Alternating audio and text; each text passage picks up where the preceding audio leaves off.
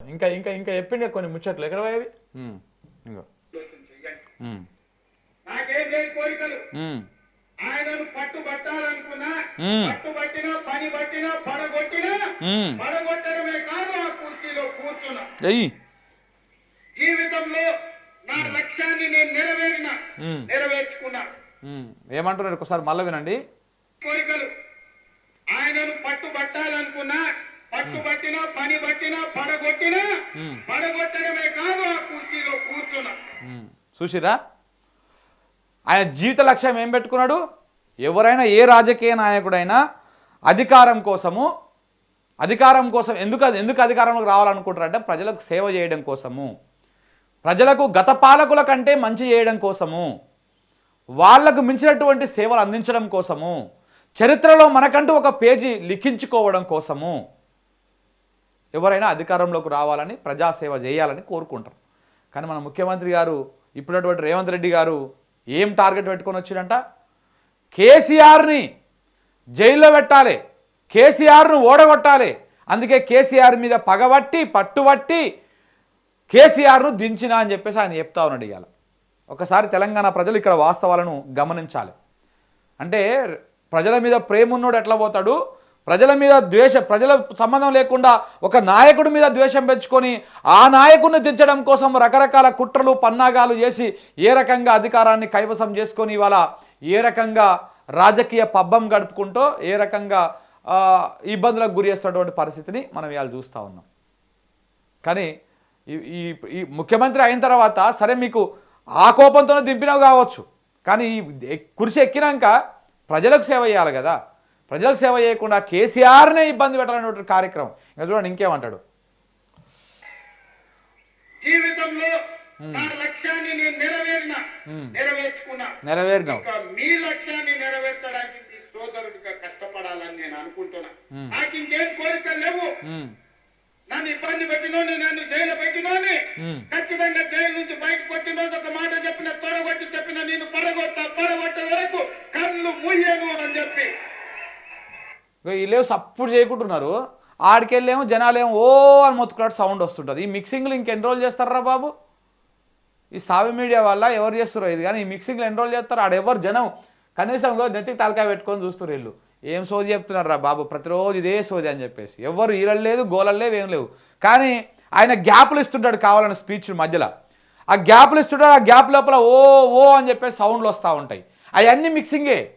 అవన్నీ కంప్యూటర్ కాడ కూర్చొని ఆ లైవ్ ఇస్తారు కదా, లైవ్ ఇచ్చే కాడ కూర్చొని ఆ ఐపీఎల్కి తీసుకొస్తారో ఆ సౌండ్లన్నీ, లేకపోతే ఇంకేరే ఎన్నికల సమయంలో సభలో జరిగినటువంటి సౌండ్ తీసుకొస్తారో, కానీ ఆ సౌండ్ తీసుకొచ్చి మిక్సింగ్ పెట్టేసి సేమ్ సౌండ్ వేస్తూ ఉంటారు ప్రతిసారి, సేమ్ వేవ్ లెంత్ సౌండ్.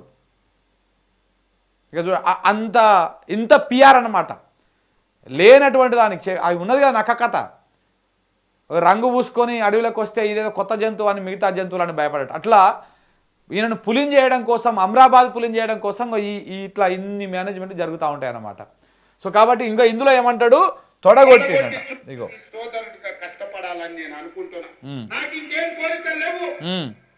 నన్ను ఇబ్బంది పెట్టినోని, నన్ను జైలు పెట్టినోని ఖచ్చితంగా జైలు నుంచి బయటకు వచ్చిన రోజు ఒక మాట చెప్పిన, తొడగొట్టి చెప్పిన, నేను పడగొట్టే వరకు కళ్ళు ముయ్యను అని చెప్పి. అయ్యా మీరు ఏం సొక్కం పూస పని చేసిపోయారు జైలుకి? దేనికి పోయారు తెలుసా? మీరు దేనికి పోయారు? 50 లక్షల రూపాయలు పట్టుకొని బ్యాగ్ పట్టుకొని పొయ్యి ఆడ పెట్టుకొని నిలబడి ఎమ్మెల్యేని కొనుగోలు చేద్దామని పోయి అడ్డంగా దొరికిపోయి మీరు జైలుకి పోయారు. మీరేదో స్వతంత్ర ఉద్యమంలోనో లేకపోతే తెలంగాణ ఉద్యమంలోనో రాష్ట్రం కోసమో ప్రజల కోసమో కొట్లాడి జైలుకు పోలే. మీరు ఒకసారి మీ చరిత్ర తెలుసుకోండి. మీరు పోయినటువంటి సందర్భం ఏంది, ఎందుకు పోయారు అనేది లోకమంతా చూసింది కదా. మన వాళ్ళు బ్రీఫ్డ్ మీ బాబు గారు, మీరు మాట్లాడింది, ఫోన్లో అడ్డం పెట్టి నిలువబెట్టి మాట్లాడింది అని చూసిరుగా జనం అంతా. మీరు చేసిందే లంగా పని, లఫంగం పని, దానికి జైలుకి పోయిర్రు. జైలుకి పోయి వచ్చినాక ఆ రోజే తొడగొట్టినా, మీసం మెలేసినా, ఆ రోజే చెప్పినా, దింపిన దాకా నేను నిద్రపోనని చెప్పినా అని చెప్తా ఉన్నారు. అంటే ఆ రోజు మీరు తప్పు చేసి దొరికి జైలుకి పోయింది. ఇవాళ కాళేశ్వరం కట్టిన దానికి మన కాళేశ్వరం కమిషను నోటీస్ ఇచ్చింది. ఈ రెండు ఒకటే అవుతాయా? కావు కదా.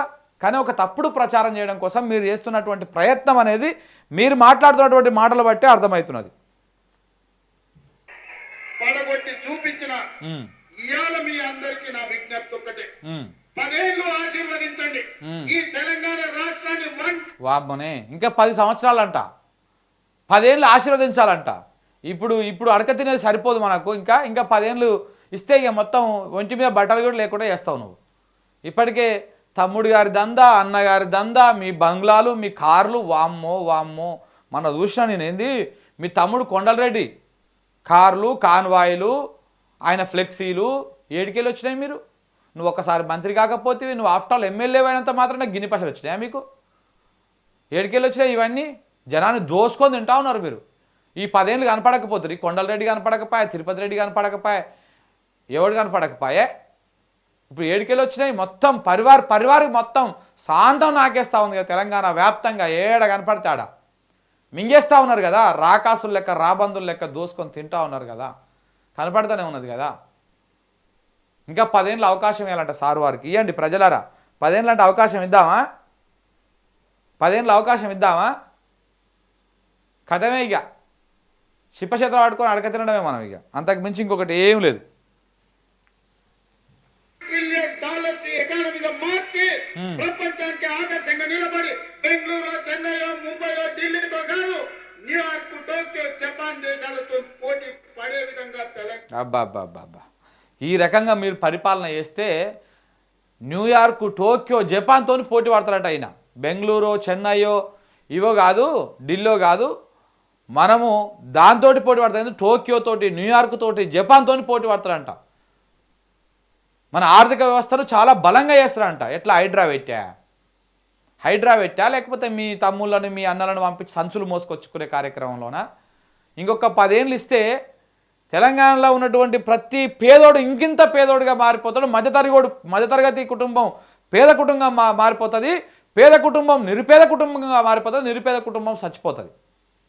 ఇక ధనవంతులు పైనటువంటి వాళ్ళు, మీ చుట్టుపక్కల ఉన్నటువంటి పరివారు, వీళ్ళందరూ ఇంకా కోటీశ్వర్లు అవుతారు. మీ అనుముల కుటుంబం మాత్రం కొన్ని లక్షల కోట్లని మంచి అద్భుతంగా దోసుకుంటుంది. ఎన్ని లక్షల కోట్లు దోసుకున్నారో ఇప్పటికీ ఇంకా లక్షల కోట్లు దోసుకుంటుంది. ఇందులో మాత్రం ఎలాంటి అనుమానం లేదు. అప్పుడు తెలంగాణ పరిస్థితి ఏడుకొండలవాడ వెంకటరామన్ అనే అవుతుంది మన పరిస్థితి. ఇక మనం గుళ్ళు గోపురాలు చూసుకోవాలి తెలంగాణ ప్రజలం.